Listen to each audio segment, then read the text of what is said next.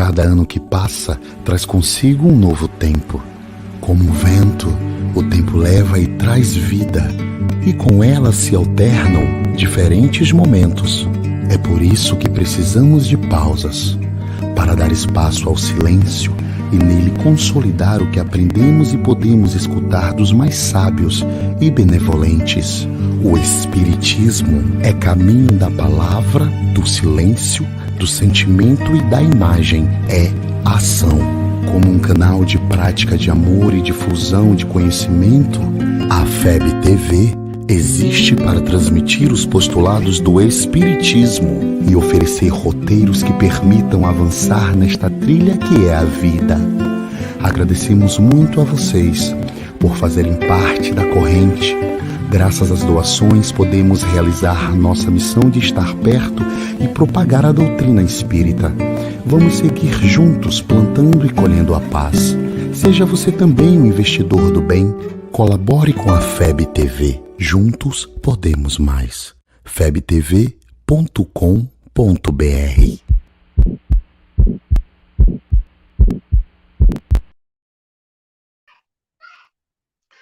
Boa noite, boa noite, boa noite, telespectador da FEDEF TV, da FEB TV, do Facebook da FEB, do Facebook da FEB TV. É um prazer enorme estarmos aqui reunidos, né? Que Papai do Céu nos abençoe mais esse domingo.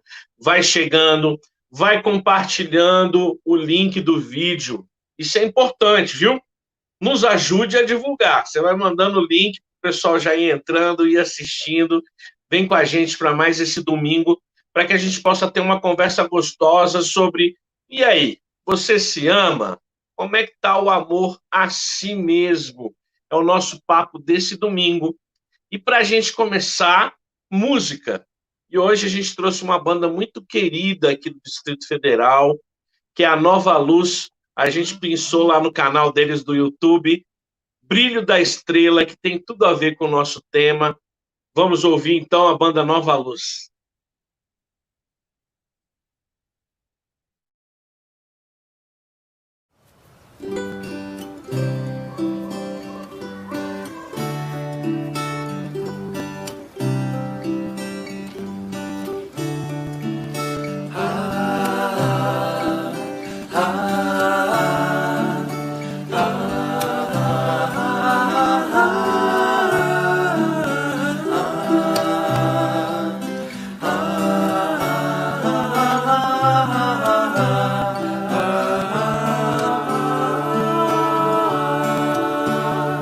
Certos dias a pressa é maior, a tristeza quer nos vencer. O problema bem simples parece pior, é a hora então de acreditar que a tempestade não cai para sempre, e depois da noite um novo dia virá. Há uma força maior dentro da gente que nos leva a recomeçar. Quando a vida escurecer para mim, sem o medo pro céu vou olhar, pois o brilho da estrela vai me guiar e tudo em volta se iluminará. Quando a vida escurecer para mim, sem o medo pro céu vou olhar, pois o brilho da estrela vai me guiar e tudo em volta se iluminará.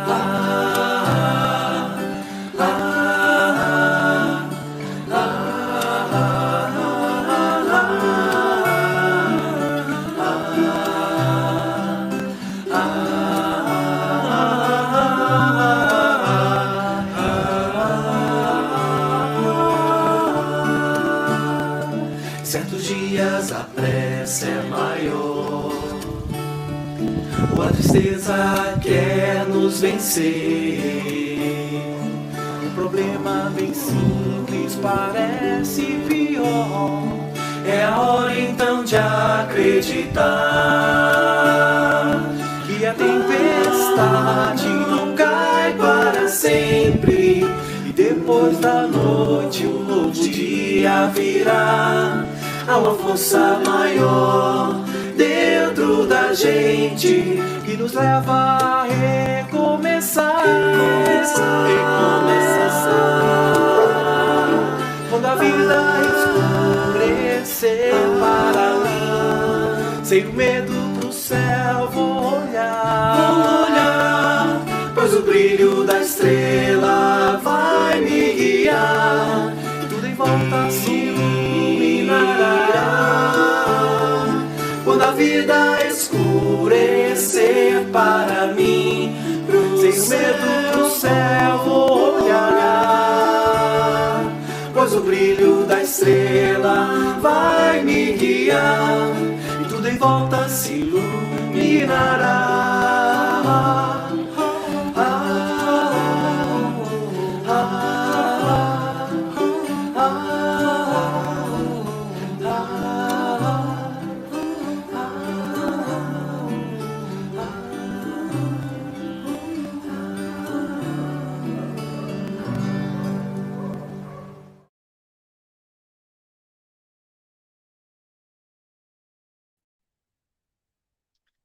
E muito bem, essa música linda da banda Nova Luz. Obrigado, pessoal. Pessoal que quiser, acompanha nas redes sociais deles lá, a banda Nova Luz.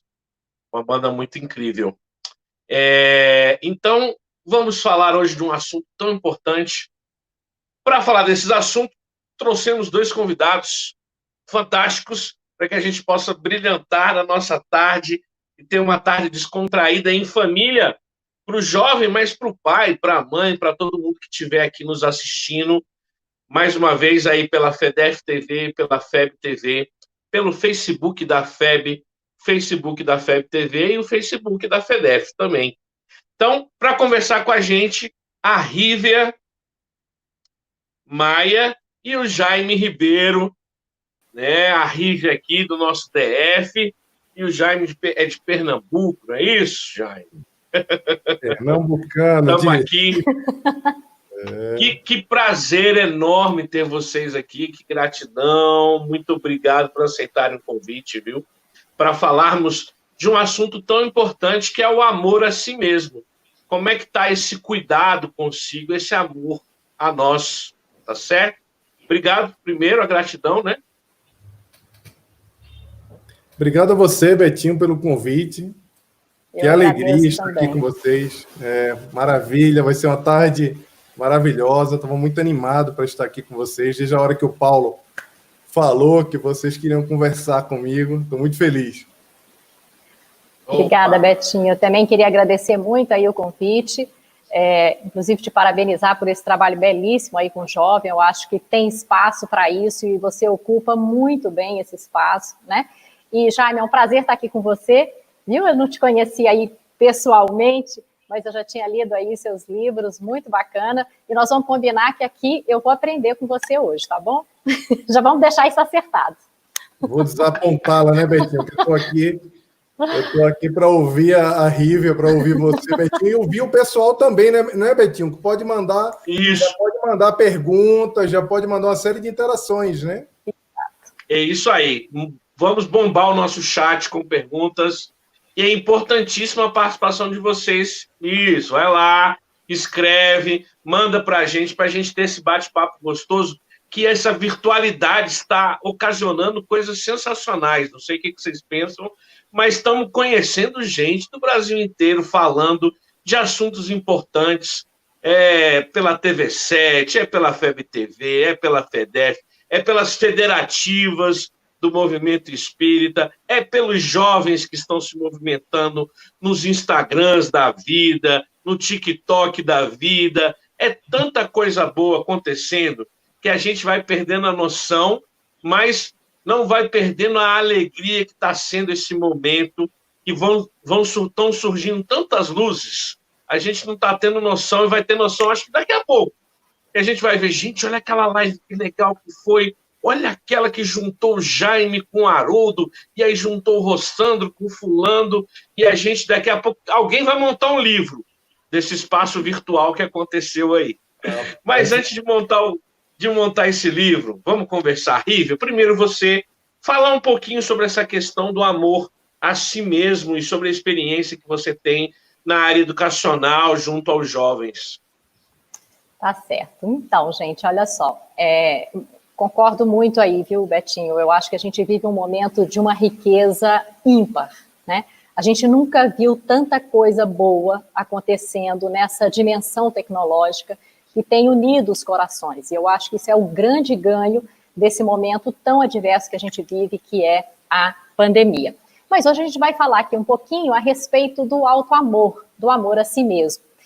E o amor, não tem jeito da gente não falar de esse amor por excelência, que está lá no Evangelho. E aí eu vou fazer uma fala bem curta, mas eu queria destacar 2 episódios relatados lá no Evangelho segundo o Espiritismo, que traz um pouquinho, que vai dar uma base para ir para a nossa conversa, para que a gente traga aí essa experiência para os nossos dias, para o cotidiano que a gente vive. O primeiro episódio é narrado dizendo que havia um grupo de fariseus e entre eles havia um doutor da lei. E ele, para tentar o Cristo, perguntou: mestre, qual é o maior mandamento da lei? E Jesus respondeu: amar a Deus sobre todas as coisas, né? E o segundo, que é amar a si como amar ao outro como a si mesmo. Então, esse maior mandamento, amar a Deus sobre todas as coisas e ao próximo como a si mesmo, nos traz 3 dimensões desse sentimento por excelência, que é o amor à divindade, o amor a si mesmo e amor ao outro. Percebe que no próprio texto, né, do mandamento, ele fala amor a Deus é o maior mandamento, e o segundo é você amar a si mesmo como ama o outro. Imagina que a gente está no mesmo patamar em humanidade dos nossos irmãos, né? A pergunta que fica é: a gente consegue amar o outro como ama a si, ou ama a si como consegue amar o outro? Porque às vezes a gente está em polaridades diferentes. E sempre que a gente está em posição pendendo mais para um lado do que para o outro, existe uma disfuncionalidade. Então, esse é o primeiro trecho do Evangelho que eu queria lembrar. E o segundo é muito bonito, todo mundo conhece, mas fala que havia um homem que vinha de Jerusalém para Jericó. E no meio desse caminho, ele foi abordado por ladrões, e os ladrões o roubaram e machucaram ele, né? E ele ficou semi-morto ali no meio do caminho. Acontece que, na sequência, passou um sacerdote, olhou para aquele homem e prosseguiu o seu caminho. Após o sacerdote, veio um levita, que também passou por ali, olhou para aquele homem semi-morto e prosseguiu o seu caminho também. Mas veio um samaritano, que veio no mesmo caminho, olhou para aquele homem ferido no meio do caminho, se sentiu tocado em compaixão e acolheu esse rapaz, esse homem ferido. Então, ali mesmo no local, ele tratou das feridas com óleo e vinho, pegou esse homem, pôs no seu cavalo e foi deixá-lo até a hospedaria mais próxima. E disse para o dono da hospedaria: cuida desse homem e se você precisar de algo mais, quando eu regressar, eu te pago. E prosseguiu a sua viagem. Percebe que a parábola do semeador, ela é muito rica em interpretação. A gente pode falar de Jerusalém, de Jericó, desse caminho, desse meio do caminho, do sacerdote, do levita, do samaritano, mas a gente quer dar foco aqui na postura do samaritano, quando ele, também tendo um foco, um lugar para chegar, quer dizer, ele tinha uma obrigação, ele tinha uma meta, ele tinha um objetivo. Ele para, se sente tocado, né? Eles têm um sentimento de compaixão por aquele homem, acode, deixa ele bem instalado numa hospedaria e prossegue. É interessante a gente perceber porque compaixão tem, por conceito, é o acolhimento amoroso da humanidade do outro. Só que humanidade o outro tem e eu também tenho. Aí a gente lembra lá do maior mandamento: amar a Deus como, sobre todas as coisas e ao próximo como a si mesmo.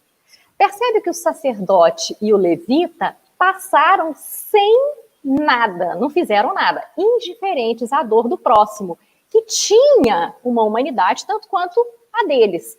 Ali poderia ser, no lugar daquele homem ferido, o sacerdote, o levita, o samaritano, né? Mas eles olharam para o homem ferido, o sacerdote, o levita, e não tomaram nenhuma providência. Já o samaritano, ele não só olha, como se sente tocado e toma uma providência, sem abrir mão de si mesmo. Esse é o grande desafio que a gente tem em dias modernos, né? Acho que naquela época e hoje também, né? Como é que a gente vive no mundo, talvez com muito mais demandas, muito mais obrigações, né? Na vida que a gente tem de estudo, de trabalho, e como é que a gente sai desse modus operandi nosso para que a gente possa enxergar o outro. E aí o outro não precisa estar no meio do caminho, nem ferido, nem semi-morto. Às vezes o nosso próximo está muito próximo e ainda assim a gente age como sacerdote, como levita.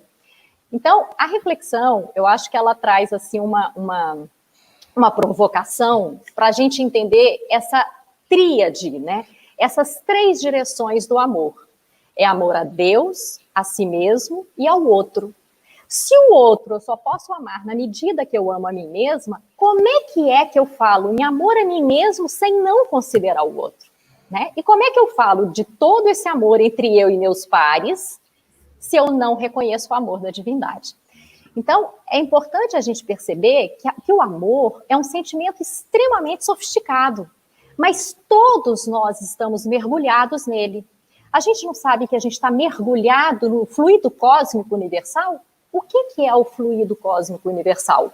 O amor de Deus. Então, imagina que todos estamos mergulhados no amor de Deus, né? Então, quando a gente fala de amor a si mesmo, ou ao outro, ou à divindade, percebe que isso é uma conjugação.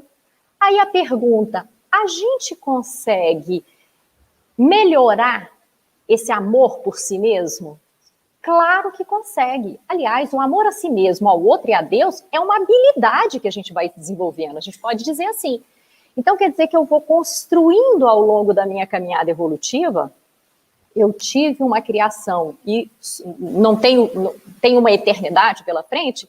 Então, imagina que eu tenho, ao longo da minha caminhada de espírito eterno em evolução, um processo que eu vou, pouco a pouco, me aprimorando nessa habilidade de amar. É claro que esse movimento, às vezes, ele é pendular, né? A gente ama mais a gente do que o outro. Em alguns momentos, a gente ama mais o outro do que eu mesmo, né? E o equilíbrio vai se dando com o tempo. E, claro, todo desenvolvimento, ele se dá para e passo com o desenvolvimento moral, né? Eu vou me desenvolvendo emocionalmente, mas eu me desenvolvo moralmente. E quanto mais desenvolvido moralmente, quanto mais eu compreendo a importância de Deus na minha vida, do outro na minha vida e do próprio amor que eu tenho para comigo mesmo, mais eu vou desenvolvendo essa habilidade de amar. A gente percebe no próprio desenvolvimento, né? A criança, geralmente, ela é muito egoísta, né? A pequenininha. E ao longo do desenvolvimento, né, da idade, a gente percebe que ela vai enxergando o outro. Porque inicialmente não, ela só enxerga ela mesma. E ao longo dessa caminhada, ela vai fazendo a construção do outro na relação que ela vai estabelecendo. É bem verdade que tem gente que chega numa idade até muito avançada e não consegue ainda se desvencilhar desse olhar egóico, desse olhar de mim mesmo o tempo inteiro, né? E aí a gente sabe que o processo de educação é muito importante. E aí a gente fala a educação da família, a educação da escola, a educação do mundo, as práticas pedagógicas do próprio Cristo, quando nos oportuniza com circunstâncias na vida que nos possibilitam enxergar diferente algumas coisas, né? Até a gente, quando pensa assim, puxa, há 5 anos atrás, se isso que me aconteceu hoje tivesse me acontecido há 5 anos atrás, eu teria agido de outra forma, né? E é bonito da gente perceber que a gente vai fazendo essa construção ao longo do tempo. Agora, qual uma ferramenta que a gente tem para ir aprimorando esse jeito de ser e de fazer como espírito eterno em evolução? O processo de autoconhecimento. Porque eu só vou melhorar, eu só vou desenvolver, eu só vou investir esforços naquilo que eu conheço e que reconheço como necessidade de melhoria, né? Então, eu acho que o Evangelho é riquíssimo em muitas histórias que nos possibilitam esse olhar do amor por excelência, que foi praticado pelo Cristo ao longo de todo o tempo que ele teve aqui, né? A gente tem hoje, no mundo contemporâneo, milhares de pessoas que se desenvolvem nesse amor para o outro, no amor a si mesmo, e que são exemplos. A história da humanidade tem várias pessoas que se desenvolveram, e acho que nós, né, temos nessas figuras uma forma de nos inspirar, né? Como é que eu me inspiro? Eu não terei a história que o outro teve, por mais que a história do outro seja linda, por mais que ela me toque, eu não vou ter e nem vou fazer a história do outro, mas eu tenho um ingrediente para minha própria construção, quando eu enxergo no outro, na história do outro, a inspiração para minha própria renovação, né? Todos fomos criados, para encerrar, todos fomos criados para a felicidade. A gente já ouviu isso diversas vezes, né? E às vezes a gente fica tão mergulhado em problemas, em circunstâncias, que a gente fala, não é possível que Deus nos criou para a felicidade quando a gente passa por tantos problemas. Mas a felicidade tem um preço, né? Ela tem um preço. O preço é a construção do reino dos céus dentro da nossa intimidade. Quanto que significa isso? É o preço que a gente vai pagar desde que a gente reconheça essa necessidade, né? Mas a gente fala mais daqui a pouquinho nas perguntas. E eu vou dizendo que já está bombando de pergunta. Vocês acreditam que está bombando de pergunta já? Eita!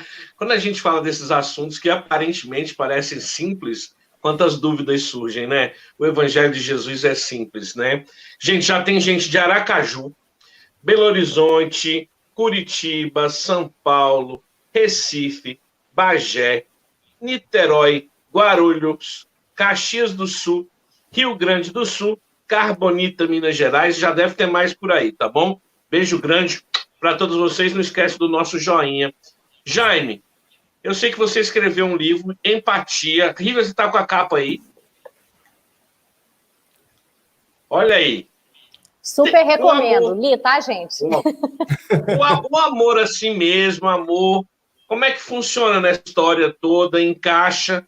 E aí já gira em torno da sua primeira participação com a gente. Tá joia, Betinho, Rívia. Gente, eu estava ouvindo aqui a Rívia refletindo tanto, porque começar falando sobre o Evangelho e as passagens que nos relembram tanto o amor próprio como o amor na sua maior dimensão, é sempre uma viagem, né? A gente sempre fica muito extasiado, tentando se compenetrar mais ainda, em especial para entender os detalhes, compreender o que cada passagem efetivamente quer nos falar. Mas essa passagem especial que a Rívia começou falando de quando os fariseus tentaram provocar Jesus, colocá-lo numa cilada, perguntando quais que eram os mandamentos, é uma das minhas passagens preferidas também do Evangelho. Até porque o Cristo falou, amai a si mesmo. Jesus não disse, ame ao outro mais do que a si mesmo. Em momento algum ele falou, ame mais do que você se ama. Ele falou, amai ao próximo como a si mesmo. Quando ele falava amai o próximo como a si mesmo, automaticamente ele estava nos convocando a praticar o auto-amor, a nos amarmos. Essa frase, propriamente dita, só ela, só esse ensinamento de Jesus, amai o próximo como a si mesmo, já era o suficiente para eu falar agora, tchau, pessoal, boa tarde, foi maravilhoso estar com vocês, porque a partir daqui nós já podemos discutir uma infinidade de coisas, inclusive trazer uma série de novas reflexões. Ainda mais para nós que temos uma compreensão da imortalidade da alma, que nos traz uma base sólida para entendermos que somos únicos, que somos amados, que além das nossas famílias, dos entes queridos que temos aqui, uma outra infinidade ou centenas, dezenas, não sabemos ao certo quantos entes queridos estão do outro lado, esperando por nós, cuidando de nós, formando toda a nossa família unida pela simpatia, pela sincronia, pelas múltiplas existências, pessoas que se emaranharam no nosso processo de afeto, de relacionamento. Mas nós temos alguns probleminhas, né? Nós às vezes temos algumas dificuldades para compreender algumas coisas. Ser único e ser amado não nos faz especial, a última bolacha do pacote. Não nos faz mais especial do que os outros. Não nos faz especial quando nos comparamos com o outro. Por sermos únicos, por sermos herdeiros de Deus, como Joana de Ângeles fala de uma forma brilhante, nós não somos melhor ou mais especiais do que ninguém. Mas temos uma mania terrível, uma mania que ultimamente tem se aprofundado mais ainda e tem virado um modelo de comportamento que trouxemos para a nossa vida, que é a comparação. O mundo das redes sociais, o mundo da superexposição, quando quase tudo se coisifica e a sua vida também vira um excesso de exposição, porque antigamente nós fazíamos muita questão e brigamos pela nossa privacidade. Agora nós queremos fazer com que a nossa visibilidade seja alcançada por todos, porque de alguma forma ela faz com que a nossa vida vire uma vitrine do nosso sucesso. O filósofo coreano maravilhoso que eu amo, chamado Byung-Chul Han, diz que nós vivemos agora na sociedade do desempenho. Essa sociedade do desempenho nos convida a performar. E aí, quando nos convida a performar, a sermos avaliados o tempo todo pelos outros, e aí essa avaliação só é possível quando estamos em caráter de hiperexposição, quando todos podem ver o que estamos comendo, o que estamos fazendo, com quem estamos, de forma que até a própria relação de amor com as pessoas que nós mais gostamos, mais amamos, se transformam num objeto de exposição. E aí, não poucas vezes, é mais importante que a gente mostre que ama do que a gente efetivamente ame. É mais importante postar uma foto na rede social de que eu tenho uma família maravilhosa, ou de que eu estou muito feliz numa relação, ou que tenho amigos, estou feliz, do que efetivamente eu esteja feliz, do que eu tenha um bom relacionamento com a base em equidade, ou que eu tenha uma família que se esforça bastante para, como o Rossandro nos fala, para se suportar. E não como ele fala, não é o suportar, se suportar porque ninguém se aguenta, mas é o suporte que um familiar dá para o outro. E nessa sociedade do desempenho que Chul Han nos relembra que a gente precisa conquistar, precisa lá ter um bom emprego, ter uma boa casa, ter um bom carro, estar com uma boa roupa, conquistar coisas, é preciso ser maior, é preciso se tornar importante para a vida, mas a mensagem que é mais importante que a gente compreenda agora, nessa noite, ou em qualquer momento, e que traz a nossa reflexão, e depois que estiver assistindo essa live, guarda essa frasezinha para que ela lhe acompanhe nos momentos de reflexão. Ser humano é mais importante que ser importante. E às vezes nessa sociedade que a gente elege essa obrigação de performar, de ser melhor e de se comparar, que cria uma angústia e um cansaço muito grande para a gente, às vezes nós esquecemos que ser humano é mais importante do que ser importante. Em um mundo em transição, em um processo individual de transformação íntima e redenção coletiva, a nossa maior tarefa hoje, nesse mundo de provas e expiação, é se tornar mais humano, desenvolver as nossas habilidades humanas, como a empatia, o pensamento crítico, a cooperação, tantas outras habilidades que são importantíssimas para que nós possamos seguir seguro no nosso processo de evolução, em especial em um mundo dominado pela tecnologia. Por isso precisamos amar mais, desenvolver qualidades efetivas para que o mundo também seja um lugar melhor. Dentro de nós, não lá fora só, não no outro, que às vezes nós queremos que o mundo seja melhor no outro, lá fora, mas esquecemos que esse mundo precisa ser melhor dentro de nós, para que a nossa alma reflita os objetivos de Deus ao nosso redor. Como diz Emmanuel em Pensamento e Vida, tudo que está ao nosso redor é um reflexo de quem somos. A nossa mente é o espelho da alma em toda parte. Está lá no iniciozinho do Pensamento e Vida. Por isso temos que ter muito cuidado com a nossa vida, porque ela pode ser um único evangelho que algumas pessoas têm a oportunidade de ler. Essa é uma frase de Francisco de Assis que eu gosto muito e sempre me lembro quando a gente fala em reforma íntima, quando a gente fala em balizar a forma como nós devemos nos comportar. E esse é um convite. Não se esqueça de se amar. Mas para aprender a se amar, a gente precisa aprender umas outras coisas. Quando a Rívia falou que o amor é um sentimento muito sofisticado e que para ele ocorrer, outros sentimentos precisam ocorrer. Quando ela trouxe que dessa sofisticação do amor, é porque o amor ele traz uma série de aprendizados importantíssimos.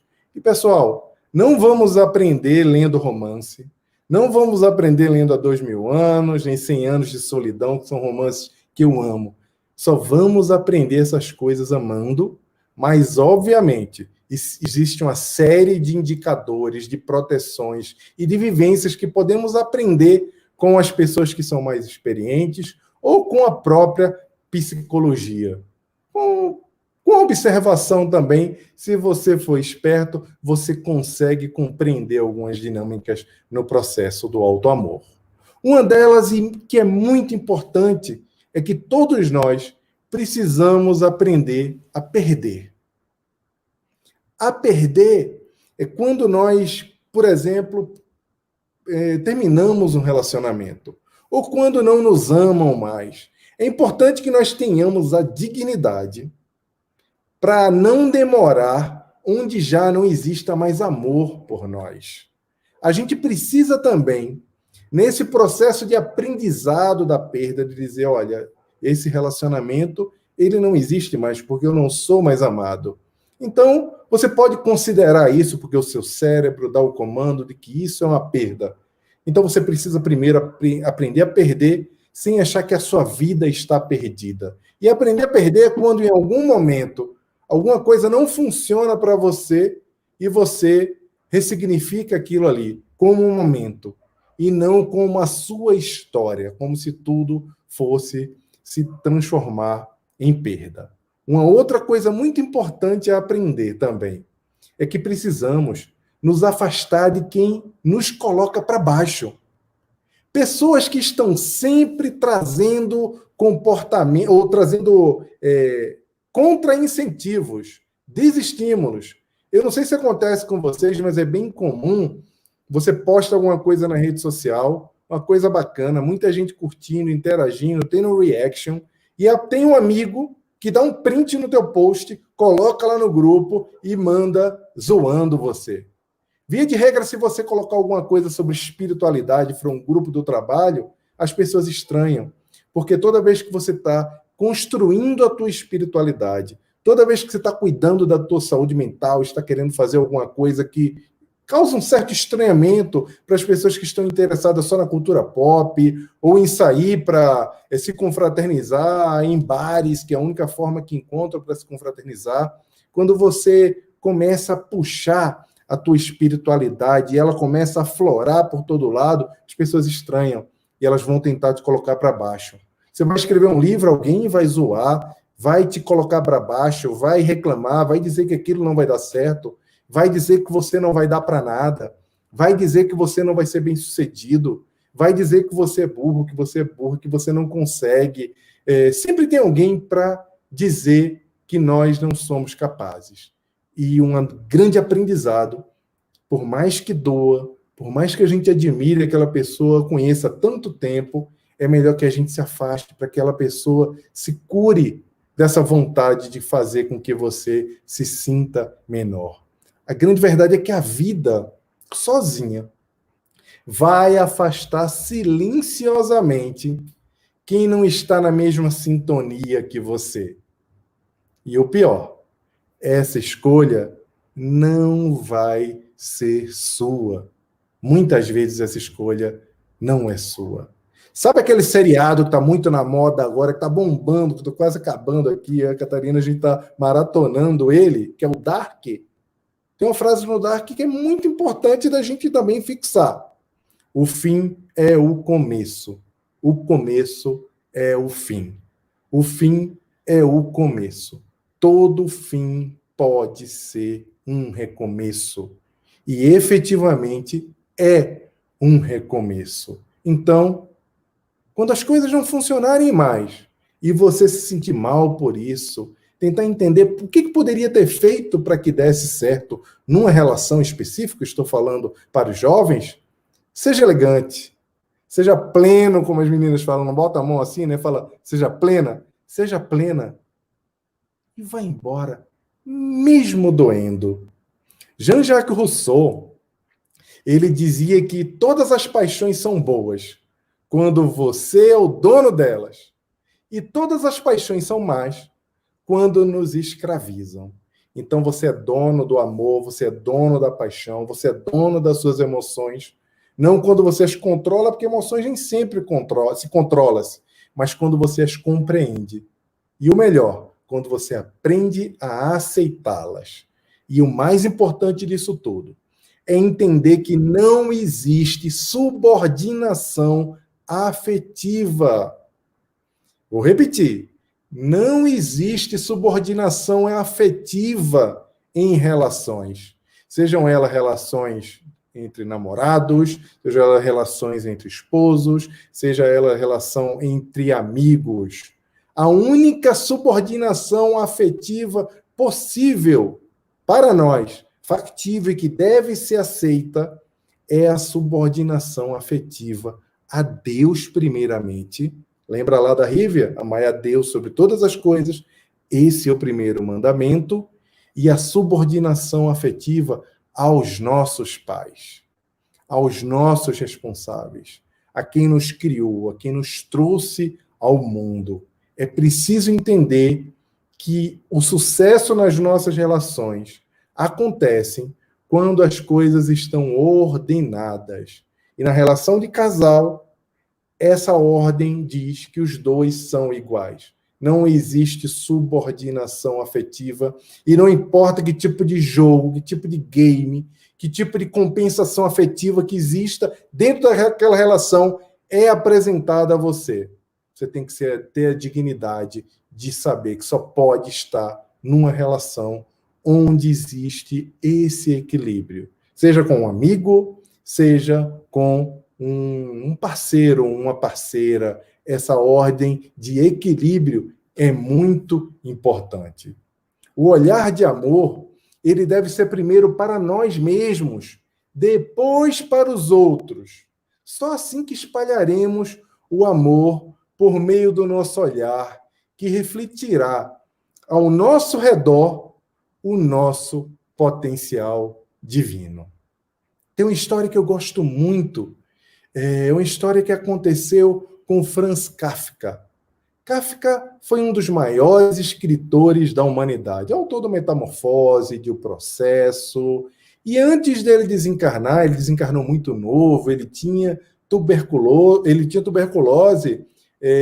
Tem uma história que foi contada pela Dora Dimant, que foi a sua última companheira.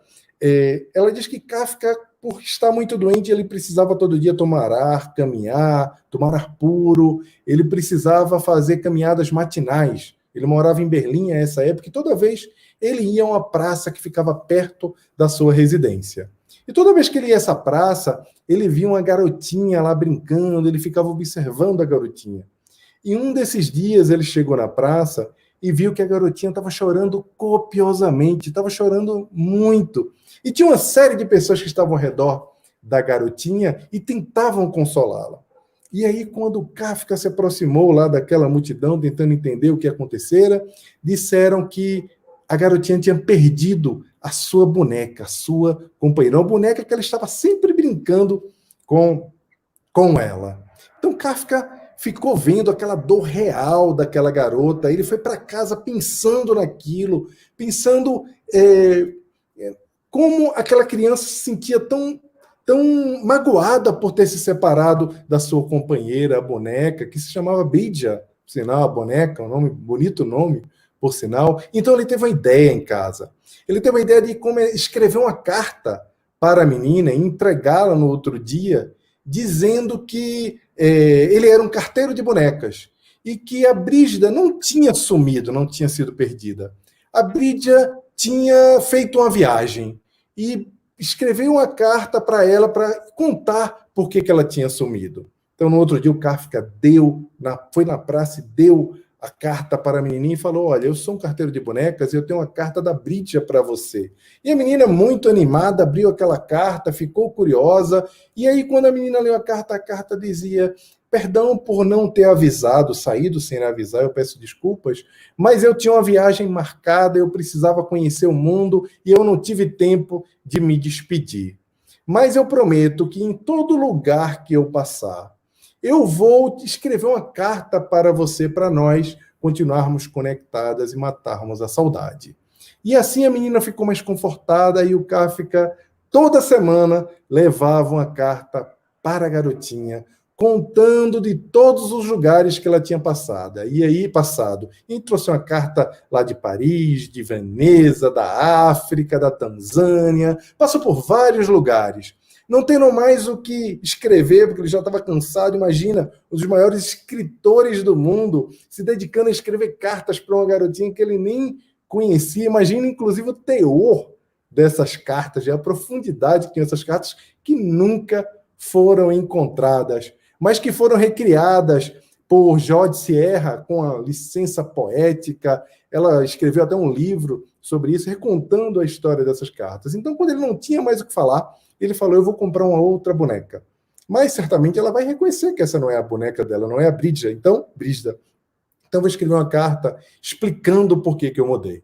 Então, ele foi lá com a nova boneca e a boneca estava lá com a garota, com a carta. Então, ela foi tentar entender, porque ela viu que aquela não era a boneca dela, e falou: olha, você me desculpe, mas eu passei por tantos lugares, eu tive experiências fabulosas, conheci gente tão especial que eu mudei. Eu agora sou uma outra pessoa, espero que você não se importe de me aceitar como eu sou agora, efetivamente.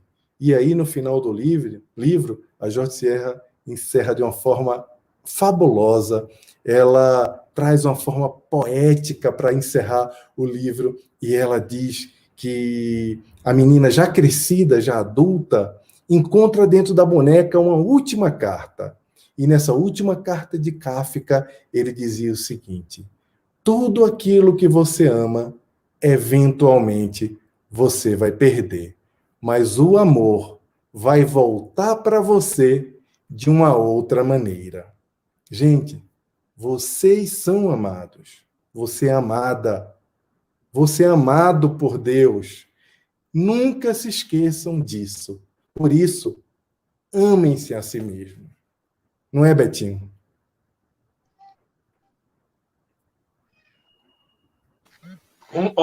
Com certeza. E é lindo demais, né?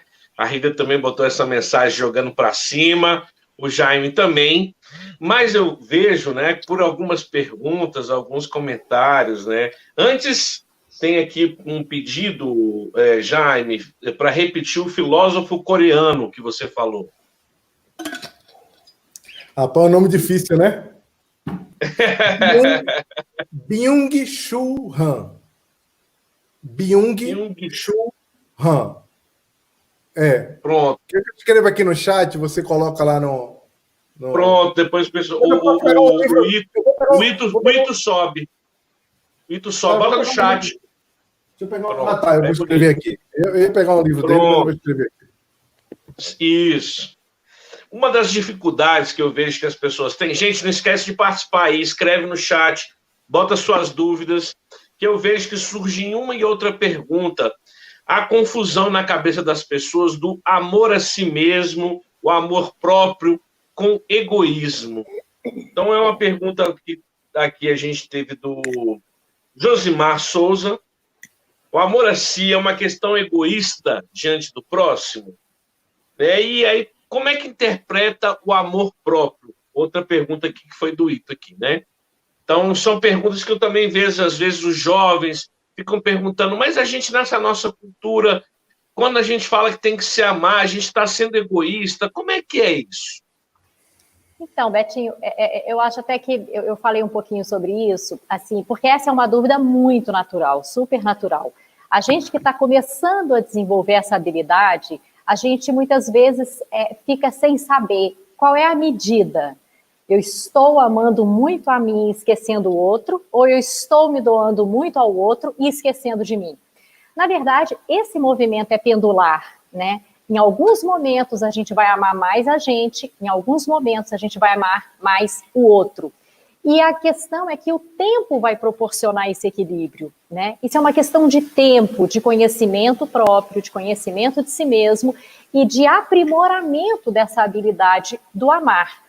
Mas mesmo na dúvida, nós não podemos deixar de amar, nem a nós e nem ao outro.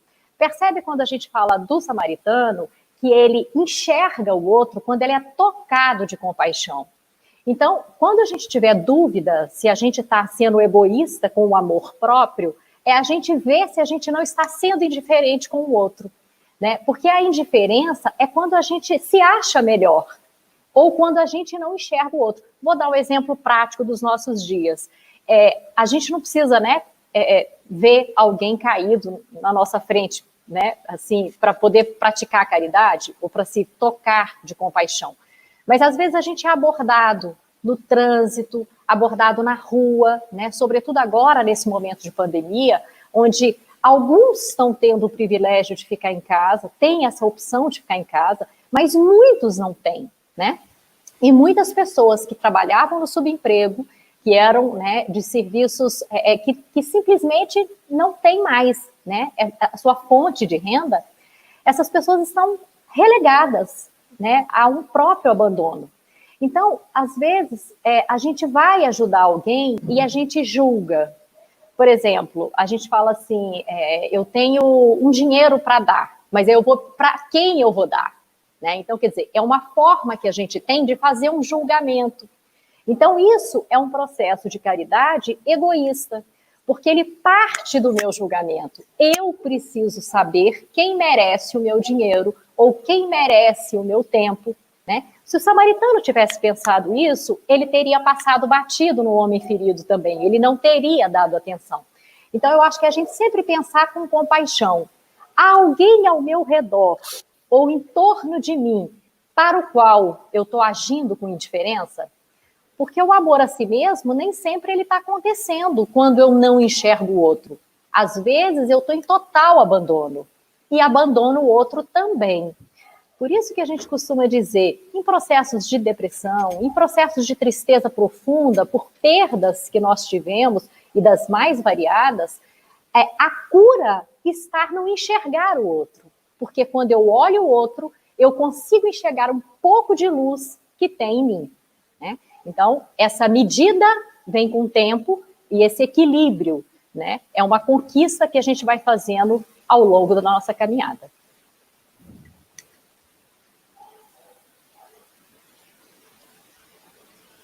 Você quer fazer algum comentário a respeito disso, Jaime? Essa questão do amor? Eu prefiro dar oportunidade para mais pessoas perguntarem e a gente ir dinamizando. Foi ótimo que a Rívia falou. Maravilhoso. Então, vamos para um outro aspecto aqui, outro mesmo.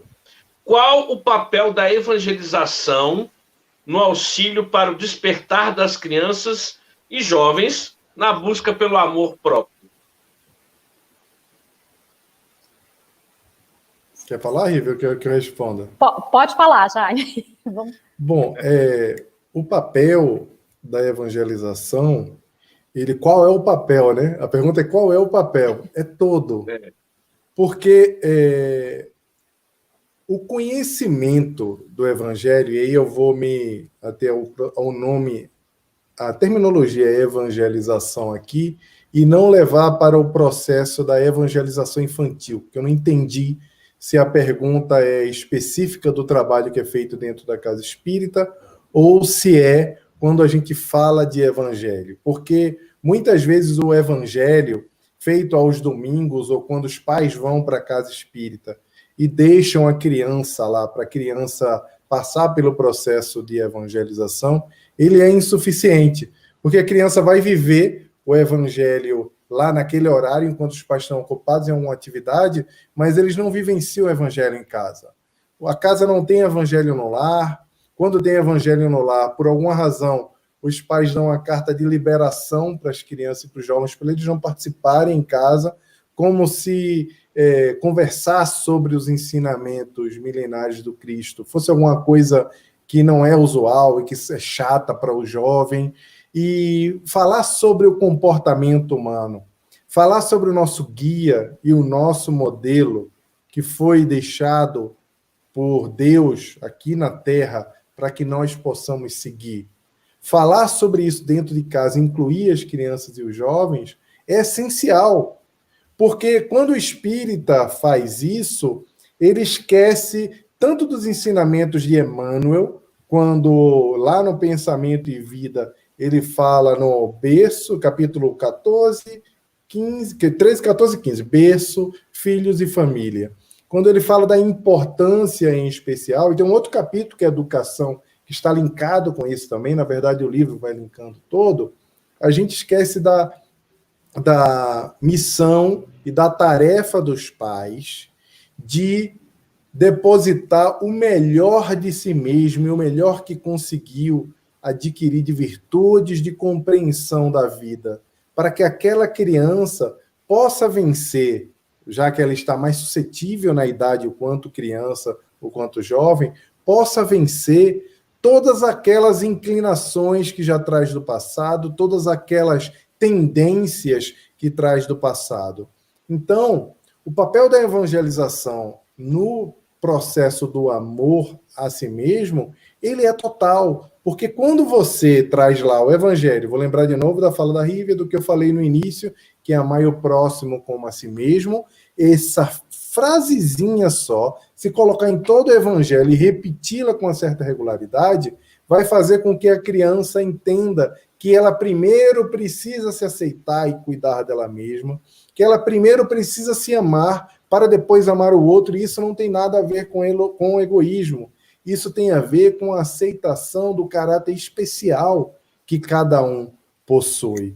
Isso vai fazer com que uma garota, quando cresça, quando chegue na adolescência, ela se proteja contra relações abusivas, contra tipo de violência que, via de regra, as mulheres são submetidas nas ruas por conta de uma sociedade que é uma sociedade viciada nesse tipo de comportamento, vai fazer com que um garoto que é extremamente generoso, quando ele também entrar no campo do afeto, ele entenda quando está sendo usado por uma garota que tenha tendências narcisistas, e ele consiga dizer não, e ele consiga balizar para que as coisas se equilibrem. Então, o evangelho, quando praticado, não na hora do evangelho no lar apenas, mas dentro de casa, na conversa recorrente, em trazer e fazer com que ele aconteça tanto no evangelho no lar, como na correlação que existe na família, ele é essencial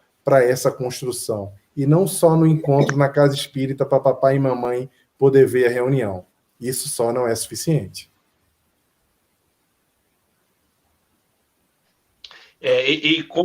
Como é fundamental isso, né? Eu trabalho com o DIGI, com o Departamento de Infância e Juventude. A evangelização ela tem que ser muito maior do que aquele momento, né, que é 1 hora por semana, é isso mesmo, ela tem que abranger a nossa vida como família, né?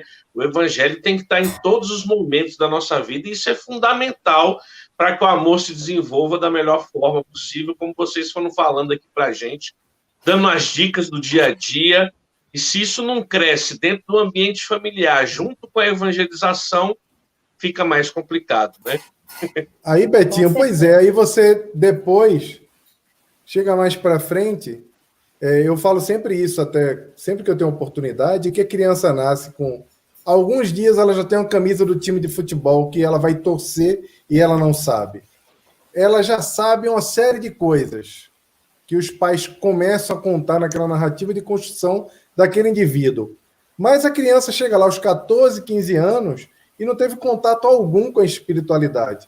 E aí, quando chega naquele período mais difícil, que é um período de questionamento de tudo que existe ao redor, aí o pai e a mãe falam assim, nossa, o meu filho não aceita Jesus, e aceita quando eu digo não compreende, o meu filho é ateu, o meu filho não acredita na espiritualidade, eu sou espírita, já vimos tantas coisas acontecerem, mas na verdade é porque a falha não é daquele espírito que reencarnou, que são espíritos, inclusive, que já estão mais inclinados à espiritualidade. A falha é dos responsáveis, dos pais, que não colocam em sua rotina Deus em primeiro lugar e depois as coisas.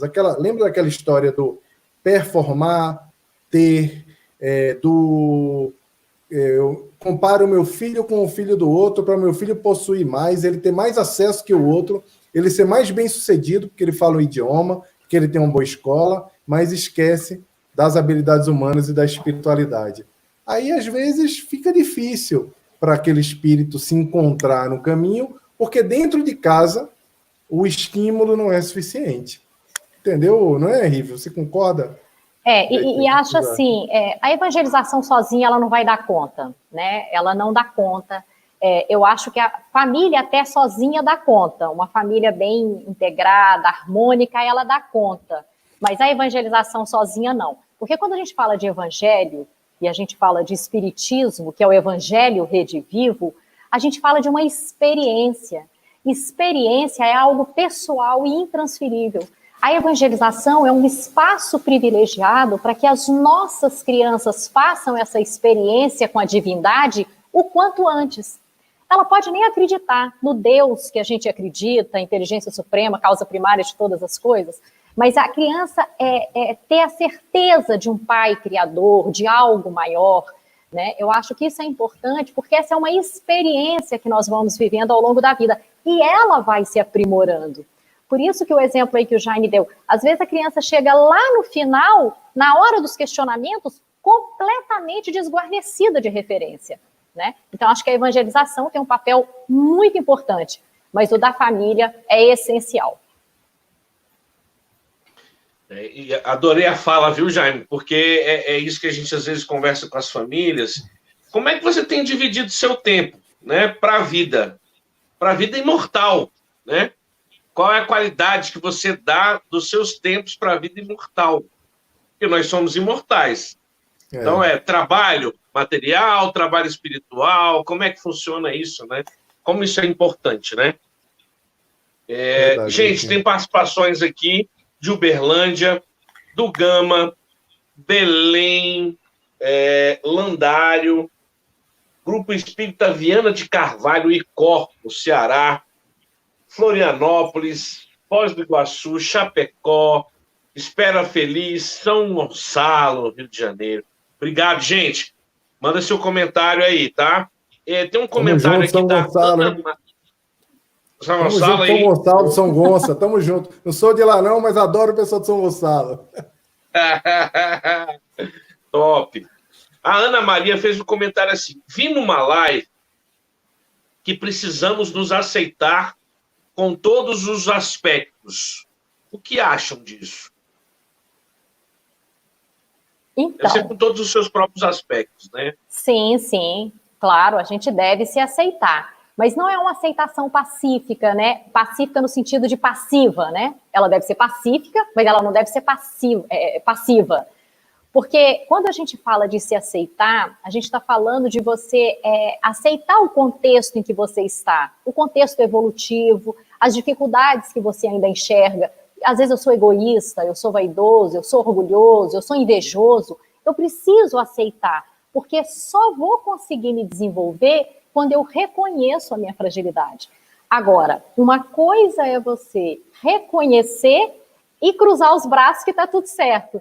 Não é isso. A gente não vai paralisar diante das nossas sombras. Mas a gente reconhecendo a sombra, a gente vai conseguir investir esforços para a melhoria daquilo ali, daquela dificuldade que a gente tem. E sabendo, né, gente, que a gente não vai evoluir numa vida só.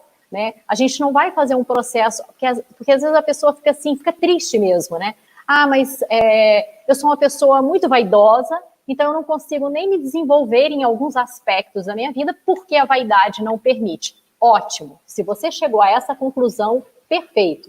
Isso já é o primeiro passo para que a gente comece a trabalhar nesse sentido, né? Então, quando a gente fala de autoaceitação, a gente fala de uma autoaceitação ativa, aquela que trabalha em prol de, mas que ela não se imobiliza porque tem as dificuldades. Porque todos nós temos sombras, mas todos nós já construímos luz, né? Então, às vezes, a gente fica tão triste pela sombra e esquece de reconhecer a luz que a gente já tem. Por isso que fala, você está muito triste, enxerga o outro e faz alguma coisa pelo outro. Às vezes uma ligação, às vezes uma atenção, às vezes um cuidado, um sorriso, né, um livro, uma mensagem que você manda. Tudo isso é você espalhar ao entorno, ao seu redor, pessoas que vão desenvolver simpatia por você. Isso te fará bem para que você trabalhe a sua dificuldade e reconheça a sua luz.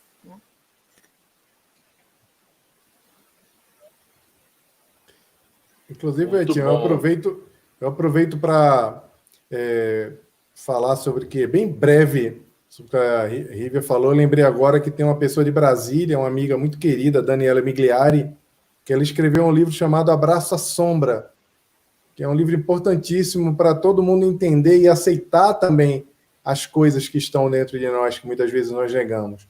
Mas eu achei brilhante, assim, quando a Rívia falou que a aceitação é uma coisa, a acomodação é outra.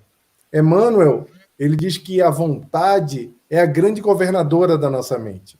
A nossa mente é subdividida em gabinetes, segundo ele nos forma de uma forma pedagógica, que são os gabinetes da memória, do desejo, da inteligência, memória, desejo, inteligência, e o gabinete principal é o gabinete da vontade, que governa todos os outros gabinetes. Ou seja, por meio da vontade é que nós conseguimos mudar. Então, é preciso se aceitar, mas é preciso também se compreender para saber aquilo que nós precisamos fazer para nos tornarmos melhores, que é a nossa grande tarefa. Muito bem lembrado aí, Betinho, sobre a questão da vontade, né? A gente lembra até Emmanuel. A vontade é para o espírito, o que as mãos é para o corpo. Então, a gente só vai conseguir se mobilizar se a gente utilizar esse livre-arbítrio que a gente tem, essa vontade que a gente pode trabalhar nela a benefício do próprio crescimento, né? É verdade. E aí também, para fazer uma propaganda de uma live nossa, dessa questão da sombra, Jaime, a gente fez aqui com Alberto Almeida, ele discutindo sobre o filme Rocketman. Para quem ainda não viu, é o filme do Elton John, que fala muito bem sobre essa questão psicológica. É sensacional. A gente fez a live aqui e aí ele comenta sobre isso. É brilhante. O autor do filme foi muito feliz na questão terapêutica de uma forma artística. Muito bom. Rocketman, eu quero ver. Eu adoro fazer esse entrelace entre as coisas que estão acontecendo ao nosso redor e a doutrina espírita. Agora mesmo, no nosso grupo aqui do Pensamento e Vida, eu faço parte aqui de São Paulo, a gente analisou família na perspectiva do filme Capitão Fantástico, analisando aquela dificuldade que se encontrava na educação, tanto na educação lá tradicional, aquela que as pessoas fazem só seguindo o movimento, como na educação alternativa, que o Ben criava as crianças na selva, né? Ele tinha 6 filhos na selva, fazendo estudavam dentro de casa, né? Estudavam em casa, não iam para a escola. Então é bem importante, eu sempre lembro Emmanuel no Caminho, Verdade e Vida, quando ele diz que não existe nenhum limitador não existe uma separação entre o templo e a oficina. É muito importante, fico feliz de vocês terem feito isso, porque é importante a gente identificar as coisas que acontecem ao nosso redor e trazermos a interpretação do Espiritismo. É para isso que a doutrina espírita existe. E não para a gente ficar só discorrendo e falando sobre... É como se a gente tivesse aprisionado dentro de um ciclo e não estivesse usando a doutrina espírita para interpretar o mundo ao nosso redor, que é a grande finalidade da gente, para poder ser mais... Não é ser mais fácil, mas para poder a gente, com essa compreensão da imortalidade da alma e das coisas, de como as coisas funcionam na perspectiva da doutrina espírita, nós consigamos fazer com que a nossa encarnação seja mais útil. Fico feliz de vocês terem feito isso com o Alberto Almeida. É fantástico. Nossa, eu assisti o filme e fiquei assim, meu Deus, que tratado de psicologia. Vale a pena, e o Alberto Almeida é fantástico, né? A forma como ele amarra as questões ali, até por conta da questão profissional dele. Então, vale a pena. Quem não assistiu, pega seu filho, assiste com ele, debate, conversa, e vai falar um pouquinho dessa questão do alto amor. Aliás, diria muito, né? E a falta que faz não ter essas questões, né? Tem um comentário aqui, uma pergunta, né, do Bruno Sístolo. Vemos muito hoje em dia que as crianças já não sendo mais apresentadas à espiritualidade, não por falha dos pais, que é um comentário dele, tá? Mas porque os avós não souberam dar a devida educação aos pais. Qual a solução? É uma opinião dele, e aí a gente coloca aqui nosso comentário a respeito disso, né? Eita, pergunta boa, hein? Vamos chamar os universitários já. Rapaz, repete, porque essa vai dar conversa. Mas, vamos lá. Repete, vai. Vemos muito hoje em dia que as crianças já não sendo mais apresentadas à espiritualidade, não por falha dos pais, mas porque os avós não souberam dar a devida educação aos pais. Qual a solução? E aí, gente? Betinho, eu queria falar o seguinte. Quer começar? Olha só, eu acho que as crianças hoje, desse mundo moderno, elas não são, muitas vezes, de fato, apresentadas à espiritualidade. Elas são a própria espiritualidade. Elas trazem em si uma formação já bastante avançada nesse sentido. E aí, essa relação não tem culpado. Quem foi culpado que não deu isso antes? Eu acho que a gente precisa, quanto pai, mãe, avô, avó, professor, tio, padrinho, como que a gente acolhe a espiritualidade que já está posta. Porque quando a gente fala da criança hoje, que ela vem com uma perspectiva completamente diferente do que das crianças que nós fomos há tanto tempo atrás, não vou falar tempo aqui, mas imagina a criança que o mundo tinha há 30, há 40, há 100 anos atrás. Não é a criança que está nos chegando mais. Os próprios espíritos nos dizem, né? O Chico Xavier chegou a dizer isso, desde 1960, de 1970, O planeta passa por um processo de renovação, onde há muitos espíritos sofredores ainda, mas há também aqueles que nos chegam com profunda espiritualidade. Mas a questão é que espiritualidade todos temos, ninguém dá para ninguém. Espiritualidade é algo intrínseco. A questão é que uns desenvolvem mais, outros desenvolvem menos. Há dinâmicas familiares que proporcionam um desenvolvimento maior. Há dinâmicas familiares que não proporcionam esse desenvolvimento. Então, eu acho que o papel de nós que estamos no entorno dessa criança é despertar essa espiritualidade que ela já traz. Então, a gente vê crianças que cantam de forma belíssima, crianças que dançam de forma belíssima, crianças que falam de forma articulada como poucos adultos falam. Quer dizer, essa criança traz o quê? Se não espiritualidade. Então, a gente precisa acolher essa espiritualidade que chega precisando, muitas vezes, apenas de um contorno. É verdade, Rívia. E, gente, isso é um assunto tão complexo. Eu gostei tanto dessa pergunta, porque essa pergunta ela traz um leque de possibilidades. A primeira delas é que todos nós, antes de encarnarmos, tudo fica muito claro para a gente qual que é a nossa missão, qual que é a nossa função, o que nós viemos fazer aqui. E, em especial, é muito claro quando nos tornamos pais, dizem até assim, né, que quando um filho nasce, nasce uma mãe também. Não tem essa frase que é muito usada popularmente? Tudo é muito claro qual que é o nosso papel de criar homens de bem, pessoas que tenham... pessoas boas, pessoas que sejam capazes de fazer com que esse mundo seja um lugar melhor, pessoas que tenham autonomia e se autoprotejam. Então, o jogo fica muito claro, antes de nós reencarnarmos, de como é que vai funcionar e quais são as nossas tarefas, em especial a tarefa com os nossos filhos. O que a gente precisa entender de uma vez por todas, todos os seres humanos, inclusive para que muita gente pare de sofrer por causa disso, é que nós devemos honrar pai e mãe. É o único mandamento que vem com bônus. Lembra lá? Honrar pai e mãe para que garantir a vida eterna e etc. Honrar pai e mãe não é um mandamento que ficou lá, que Moisés trouxe, que é para equilibrar apenas a sociedade. Não é para isso. Aquilo ali é muito sério. Então, os pais que nós tivemos, a mãe e o pai que nos foi dado, mesmo que tenha nos abandonado lá no berço, e que nós tenhamos sido criados por avós, por tios, por desconhecidos de outrora, que agora se tornaram os pais do coração, os pais biológicos que tivemos, foram os pais certos para nós. Foram pessoas que nos deram uma coisa que nós nunca conseguiremos pagar. Nunca. Não importa o que você faça, não importa quantas casas você compre, quantas viagens, quantas joias, quanta atenção, quanto tempo que você passe perto da sua mãe ou do seu pai.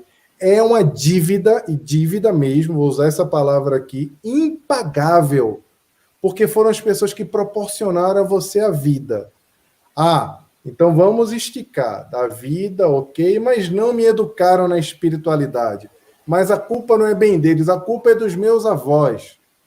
Eu, você, meus pais, meus avós, todos nós somos formados por partes dessas pessoas que vieram antes. E quando eu digo por partes, falando em hereditariedade, eu estou falando também do esforço que foi possível ser feito para que nós estejamos aqui. Eu estou aqui em São Paulo agora.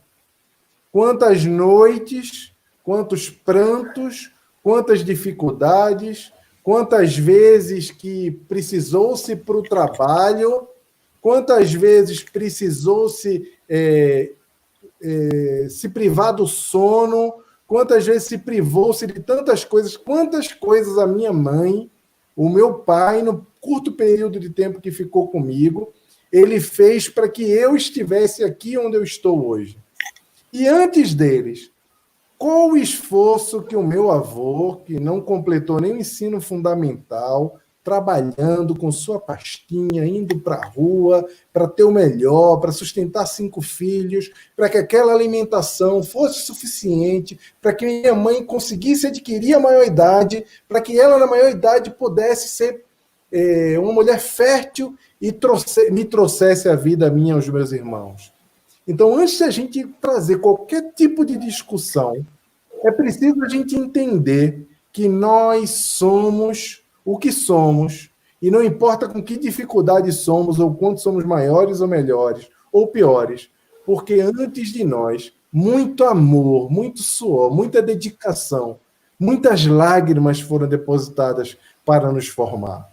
Então, se o avô lá atrás não necessariamente evangelizou a minha mãe como deveria, por exemplo, ou a sua mãe, ou a avó que estava trabalhando duramente, ou vivendo em uma situação de relacionamento difícil, com o marido ausente, etc., ela só conseguia pensar na sobrevivência, na alimentação, ou em como equilibrar tantos filhos, e não lhe restou tempo para pensar do quanto era importante trazer espiritualidade também ali.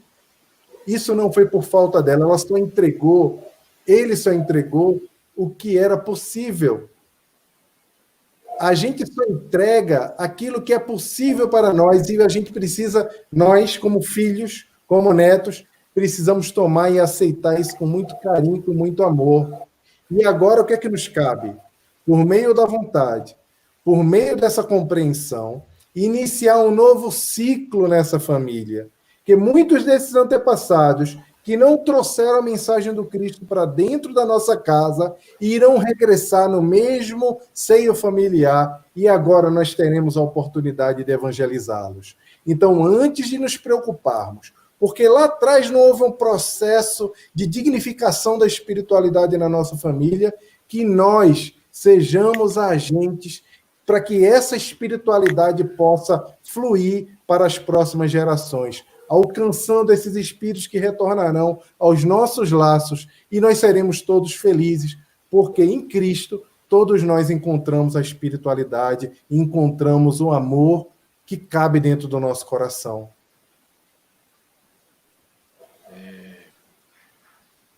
Muito legal, Jaime, ouvindo você falar dessa questão de como tudo é tão preparado.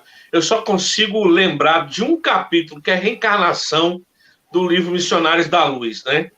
Da reencarnação de Sigismundo. Gente, que trabalho que dá, né? Como aquilo é muito bem pensado, é lindo demais aquilo ali, todo aquele planejamento. E outra questão que você falou dessa questão dos familiares é o do livro do Rossandro, As 5 Faces do Perdão. Acho que é uma das histórias do neurocirurgião também, que é sensacional, que ele vai ter que ir atrás do perdão, do perdoar o próprio pai. Vá lá, confira nessas 2 obras, né, como é feito um planejamento familiar em Missionários da Luz. Olha, maravilhoso, um trabalho belíssimo. Inclusive tem que vender aí no site, né, da Federação do Distrito Federal, né?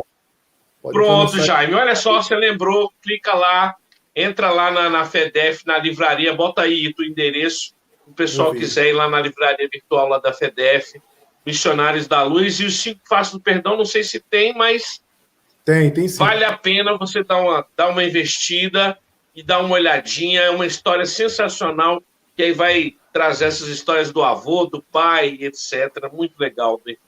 Porque falar disso, né, Betinho, do perdão, é falar de alto amor. Porque muitos de nós estão presos, né, em histórias vividas no passado que continuam nos ferindo por decisão própria.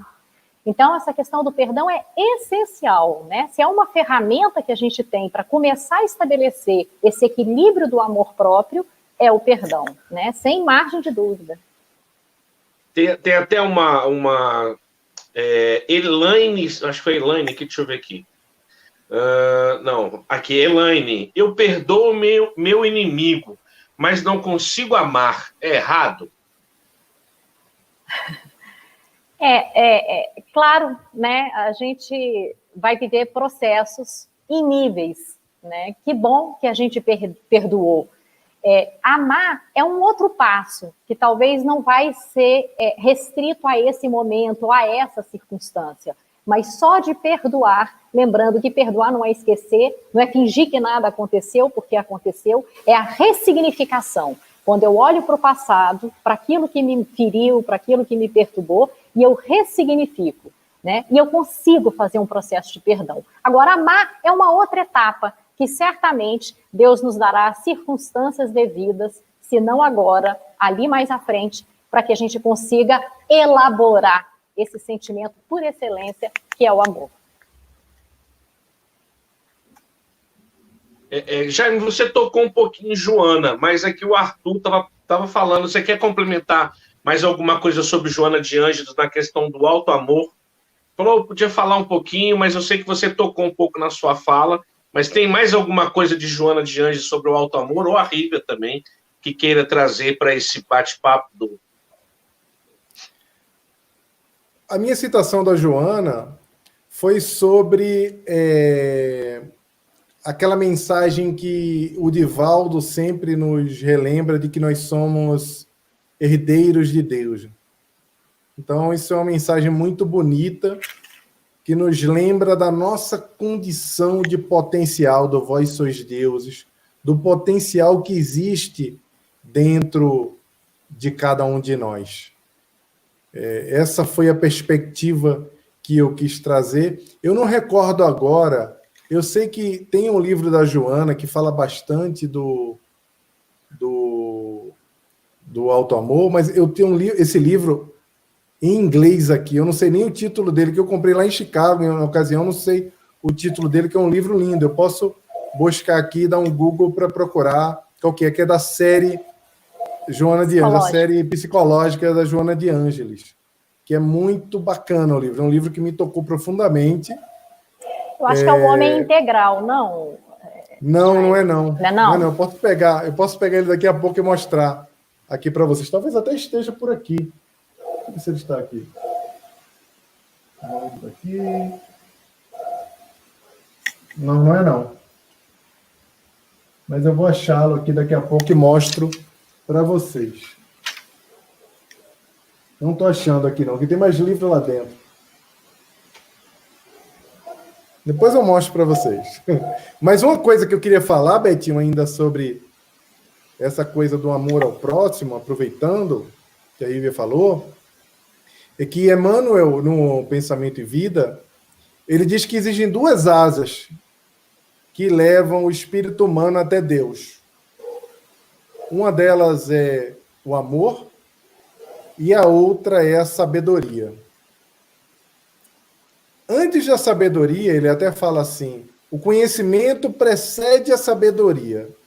Isso quer dizer que nós precisamos primeiro conhecer, primeiro ter contato com a dinâmica dessas coisas, das coisas que existem na vida, para depois compreendermos. Ou seja, o conhecimento precede a sabedoria. Mas a outra asa, que é a asa do amor, porque com uma asa só ninguém consegue voar, não é verdade? A outra asa, que é a asa do amor, que ela plena é que vai nos conduzir às esferas mais próximas de Deus, ela é mais difícil de ser desenvolvida no mundo. Não é à toa que Humberto de Campos, logo no início do Boa Nova, do livro Boa Nova, ele fala que existem dois tipos de entidades, as entidades esclarecidas e as evangelizadas, e ele estava torcendo muito para fazer parte das entidades evangelizadas. Mas o amor, o amar ao próximo como a si mesmo, como a Rívia falou lá, de que o amor, para acontecer, ele precisa de uma série de coisas para que ele efetivamente aconteça dentro de nós. Imagina levantar o sarrafo do Enem, né? Colocar amar o nosso inimigo, amar quem nos faz mal, amar quem não quer o nosso bem. É muito difícil para cada um de nós. E parece que essa é uma tarefa que foi colocada por Jesus, apesar de ser atemporal, mas toda vez que nós falamos nisso, nós imaginamos que é uma tarefa para santos, para pessoas que realmente sublimaram o processo de espiritualização no mundo. Mas Jesus, que nunca nos abandonou, nosso mestre divino, apesar de todas as nossas falhas, de todas as nossas recorrências nos erros, de todas as nossas impossibilidades morais. Ele nunca nos abandonou. E logo depois que ele diz amar o próximo como a si mesmo, nessa mesma citação do Evangelho de Mateus que a Rívia nos trouxe, ele diz: fazei ao próximo aquilo que quereis que os outros vos façam. E aqui está a chave. Porque quando a gente faz ao outro aquilo que a gente quer que nos façam, quer dizer que nós estamos nos esforçando para praticar a empatia. O que isso quer dizer? Isso quer dizer que, assim como o conhecimento está para a sabedoria, a empatia está para o amor. Não podendo amar ainda, não podendo sublimar esse sentimento que nós achamos que é santificado dentro de nós, nós nos convidamos, e somos convidados pelo Cristo, e nos convidamos a nos colocarmos no lugar do outro antes de agir, para que a empatia possa se transformar essa precursora do processo de amor. Então, antes do conhecimento, da sabedoria, vem o conhecimento. E antes do amor, a empatia precede o amor, para que o amor possa efetivamente viver dentro de nós. Gente, parece que não, mas o tempo passou. E nós chegamos à nossa 1h30 de programa. Deu 1h30 aí, gente. Ó, voando, várias questões, vários lugares. Aqui teve lugar aqui que eu ainda não falei: Cruz Alta, Quixaramubim, Salvador, São Gabriel, Jundiaí. Tem gente aí dos Estados Unidos, Guarujá, Além Paraíba, São Pedro da Aldeia, Rio de Janeiro. Terra boa. Então, o pessoal aqui nos prestigiou, a gente sempre fica muito feliz, agradecido, e esses temas são tão palpitantes, tão importantes, né? A gente tem que estar sempre conversando a respeito disso. E aí agora a gente tem que agradecer muito, muito, muito, imensamente. Primeiro a você que nos assistiu, que está em casa. Não esquece do nosso joinha, se inscreve lá na FEB TV, na FEDEF TV, vai lá nos nossos canais, compartilha, entra na livraria, dá uma olhada no que a gente comentou aqui nos livros. Isso é muito importante na nossa sustentabilidade, na ajuda no nosso movimento geral. Jaime, é um prazer enorme estar te conhecendo aqui, já vi várias lives na TV7, tenho acompanhado algumas coisas que vocês têm produzido, acho lindo, muito bacana. É um prazer estar te conhecendo agora aqui pessoalmente. Muito obrigado, viu? Muito obrigado. Prazer meu, gratidão. Betinho, Rive, gratidão toda minha pelo convite. Estou muito feliz de estar aqui. Assim, as perguntas foram maravilhosas, a Rive foi brilhante, sua participação também. Nossa, muito bom. Coração cheio de afeto aqui. Espero que a turma que tenha nos acompanhado tenha também vibrado, sentido essa vibração maravilhosa que nós sentimos aqui. Gratidão, pessoal. Rívia, obrigado, Rívia. Imagina, eu que agradeço, Betinho, agradeço muito, é um prazer estar aqui. E eu queria dizer para o jovem, né? Não desista do próprio amor, ele é um sentimento possível, todos nós estamos mergulhados nele, e a gente tem uma grande possibilidade, nesses momentos que a gente está vivendo atualmente, de exercitar esse amor a nós mesmos, o amor ao outro, o amor a Deus. E agradeço muito, viu, Betinho, pelo convite. Beijo grande aí para todo mundo. A gente agradece aqui. Gente, antes de vocês falarem, se vocês quiserem falar uma frase final, eu tenho que fazer uma propaganda do domingo que vem. Quem vai estar aqui com a gente, deixa eu só, porque vale a pena, gente, vale a pena, muito a pena aqui. Quem vai estar com a gente, sabe quem vai estar com a gente aqui? Tim Santos, Denis Soares e Gladstone Lage. Olha só que trio que a gente vai ter aqui. Gladstone é o que escreve as letras das músicas para Tim e Vanessa. Vão estar aqui com a gente domingo que vem. E agora, Jovem Espírita, os três vão falar sobre o futuro, para onde vai. Fé e propósito no mundo pandêmico. Olha, eu, se eu fosse você, eu não perdia por nada. Já prepara o pão de queijo, porque são 3 mineiros, então tem que ter pão de queijo, café em casa, bastante café, bastante pão de queijo. Prepara, porque vai sair uma roda de conversa aqui, no mínimo eu vou ficar só aqui sentado assistindo, e eu tenho certeza que pode até ser que saia uma música inédita. Ali na hora do programa já sai uma música inédita para vocês desse bate-papo sobre fé, tá certo? Então não perca domingo que vem, Tim Santos, Gladstone Lade, que vai estar com a gente, e o Denis Soares, tá bom? Você, Jaime ou Rívia, quer dar algum recado especial nesse momento final? A Rívia deu um aí, mas se quiser arrematar alguma coisa... Fale aí, Jaime. Não, gente, eu queria lembrar para os jovens um poema, que é um poema muito bonito, que é um poema do Luiz Vaz Camões, que é Amor é fogo que arde sem se ver. Eu acho que todo mundo conhece esse poema, que ele foi imortalizado também pelo Renato Russo, e que diz: o amor é fogo que arde sem se ver. É ferida que dói e não se sente. É um contentamento descontente. É dor que desatina sem doer. É um não querer mais que bem querer. É solitário andar por entre a gente. É nunca contentar-se de contente. É cuidar que se ganha em se perder. Nem sempre quando se perde, pessoal, a gente perde. A gente ganha. E para o auto-amor, para amar a si mesmo, é muito importante que a gente entenda que, às vezes, perder é ganhar.